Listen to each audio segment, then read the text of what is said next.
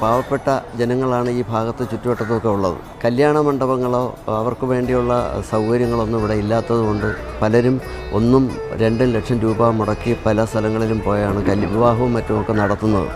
ആ അവസരത്തിലാണ് കഴക്കൂട്ടത്തിൻ്റെ പ്രിയപ്പെട്ട MLA ആണ് ശ്രീ കടകംപള്ളി സുരേന്ദ്രൻ സാറ്. ആ അവസരത്തിൽ അദ്ദേഹം നമ്മളുടെ അഭ്യർത്ഥന മാനിച്ചാണ് പരിഗണിക്കാം എന്ന് പറഞ്ഞത്. ഓഡിറ്റോറിയത്തിന് ആദ്യം ഒരു 60 ലക്ഷം രൂപ കടകംപള്ളി അനുവദിച്ച്, അപ്പം പിന്നെ അതിന് വേറെ സാങ്കേതിക ഒരുപാട് തടസ്സമുള്ളതുകൊണ്ടാണ് തത്വമസി പദ്ധതിയിൽ ഉൾപ്പെടുത്തി 4,27,00,000 രൂപ അനുവദിച്ചു.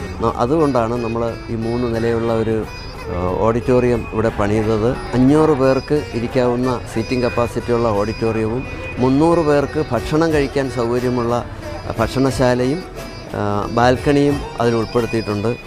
ഓഡിറ്റോറിയം വന്നാൽ നമുക്കൊക്കെ പാവങ്ങൾക്ക് നമ്മളെ ചെറുമക്കൾക്കൊക്കെ വലിയ ഉപകാരമാണ്. നല്ല ഒരു അധികം പൈസ ആവില്ല, നല്ല ഇതാണ്, അതൊരു പുണ്യമായി.